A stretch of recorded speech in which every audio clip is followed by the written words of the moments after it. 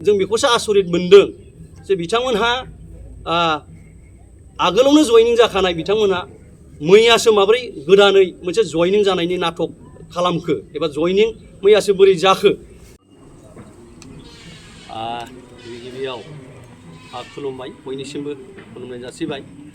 बावहाय दिनै जोंनि हांख्रायनाय बायदियै बाहागो लाफैनो हानाय जोंनि पर्टेल मिडिया बिथांमोननिसिम गिबियाव ब्लग 14 नं चिरांदुवार ब्लग इउपिपिएलनि जानानै बिथांमोननो गाहाम हामलायनाय जासिग्रोबाय।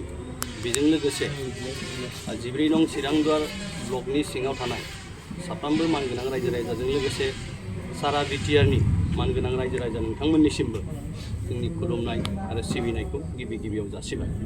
दिनै बावहाय पर्टेल मिडियाखौ लानानै मोनसे क्लियारिफिकेसन होननानै जोङो दिनै बावहाय जुथुमदों। दा बेवहायनो बाहागो लानो हादों जोंनि 14 नं चिरांदुवार ब्लक इउपिपिएलनि मानगोनां लोगो आफादगिरि बिथां, मानगोनां अष्टमी नार्जारी बिथां, गाहाय नेहाथारि मिथुनजय बरगयारी बिथां, लाइमोन गांखंनि मानगोनां आफादगिरि राजेन्द्र ब्रह्मजों लोगोसे मानगोनां बिथांनि दैदेनगिरि लोगो नोंथांमोन, बाहागो लानो हानाय जोंनि 14 नं चिरांदुवार ब्लक इउपिपिएलनि साफ्रोमबो मावथि लोगो नोंथांमोन, प्राइमारिनिफ्राय बाहागो लानो हानाय जोंनि साफ्रोमबो मावथि लोगो नोंथांमोन। दा दिनै बेखौनो जों नैबे मिडियानि गेजेरजों क्लियारिफिकेसन होनांगौ दं होननानै जोङो सानदों। मानोना जों मिथिनो मोन्दों एबा नुनो मोन्दों जे मैया 14 नं चिरांदुवार बिपिएफनि ब्लक अफिसाव अबसे बुंनो थाङोबा बियो ब्लक अफिसबो नङा, खारन जों दिनैसिम 14 नं चिरांदुवार ब्लकनि सिङाव बिपिएफनि मावख' एबा अफिस दिनैसिम जों नुफेराखै। निस्सय बिथांमोना सोरनिबा न'खौ भारा लानानै बावहाय मावख' खालामदों जानो हागौ आरो बावहायनो बिथांमोनहा मैया मोनसे जयनिं हाबाफारि लानाय जोङो नुदों। आरो बे जयनिं हाबाफारिनि गेजेरजों जोंहा मानगोनां डक्टर सांग्रां ब्रह्मनि गाइडेन्सआव अर्थात लिडआव जे 14 नं चिरांदुवार इउपिपिएलनिफ्राय 193 मावथि एबा दैदेनगिरि बिथांमोनहा बिपिएफआव जयनिं जादों होननानै जोङो ससियेल मिडियानि गेजेरजों नुदों।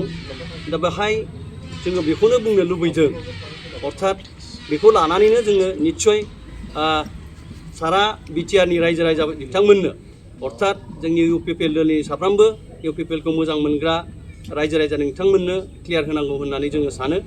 मानोना जों बयबो मिथिगौ जे डक्टर सांग्रां ब्रह्म बिथाङा नंगौ बिथाङा मोनसे समाव इउपिपिएलआव दङमोन, बेखौ जों बयबो मिथिगौ।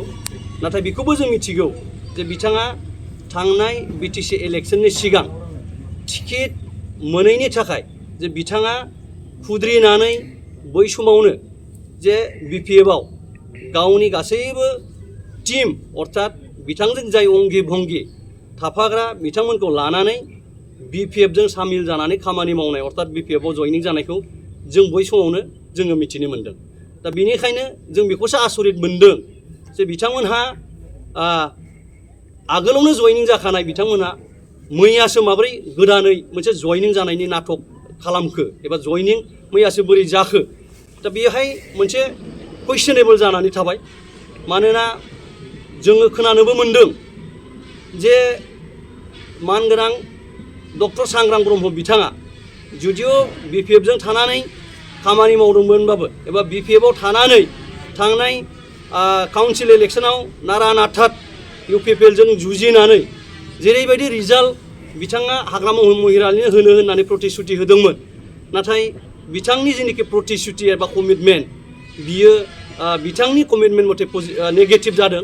दा बेनिखायनो जोङो दिनै साननो गोनां मोनसे बायध' जादों जे बिथाङा गमामायैनो बिपिएफ दोलोआव थांनानै जे बिपिएफनिफ्राय रेसपन्स मोनमाराखैमोन नामा, ना गमामायै बिबोमोन नामा जे बिपिएफनि बिथांमोनहा गेजेर गेजेर बुंबाय थायो जे सांग्रां ब्रह्मजों फैनाय साफ्रोमबो इउपिपिएलनिफ्राय फैनाय बिथांमोनहा हाग्रामा महिलारिनो अर्थात बिपिएफनो सासेबो भट होआखैमोन जायनि थाखाय हाग्रामा महिलारि बिथाङा जेननो गोनां जादोंमोन होननानै जोङो गेजेर गेजेर BPFनि दैदेनगिरि एबा BPFनि कर्मीनि खुगानिफ्राय जोङो गेजेर गेजेर खोनानो मोनबाय थादोंमोन। दा ओंखायनो जे बिनिफ्राय जोङो दिनै साननो बायद' जायो बा बिनिफ्राय जोङो हमदांनो हायो जे बिथाङा गमामायैनो BPFआव हय रेसपन्स मोनमाराखैमोन नङाब्ला मैयासो मानो बिथाङा BPFआव जयनिं जानो गोनां जाखो।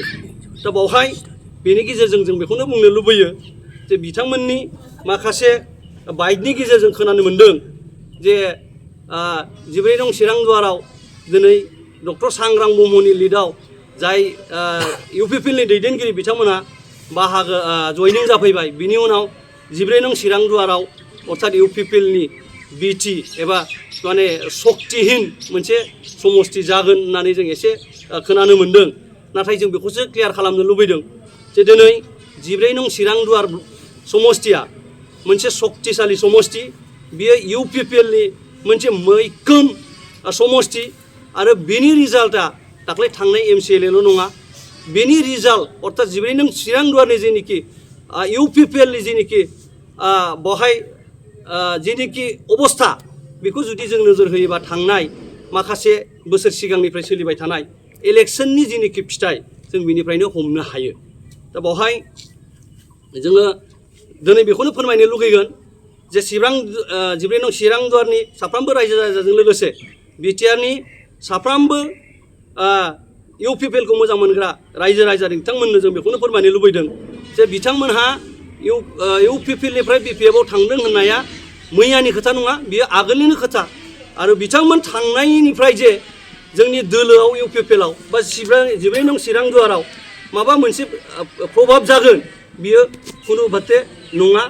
जों बेखौनो बुंनो लुगैयो जे जोंहा बिथांमोन थांनायनिफ्राय खुब जोङो जोंनि जेनिखि दोलोनि मावथि बिथांमोननि गेजेराव सिगाङाव जेरैबायदि मोनसे सोमोन्दो गावजों गाव सोरखौबा एना एनि सोरखौबा लानानै सावरायनाय सोरखौबा गाज्रि मोननाय बे मोनसे परिबेस बिथांमोना खालामदोंमोन।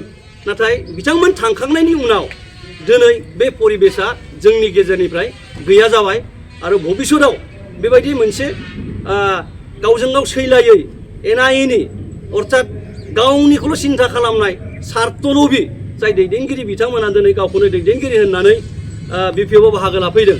बेनिखायनो जों बेखौनो बुंनो लुबैयो जे 14 नं चिरांदुवार समष्टिया बिथांमोन थांखांनायनि उननिफ्राय दिनैसिम खोब मोनसे मोजां अबस्थायाव दङ आरो बेनिफ्राय इयुनाव साबसिन जानो थांगासिनो दं, बेखौनो जोङो फोरमायनो लुबैयो।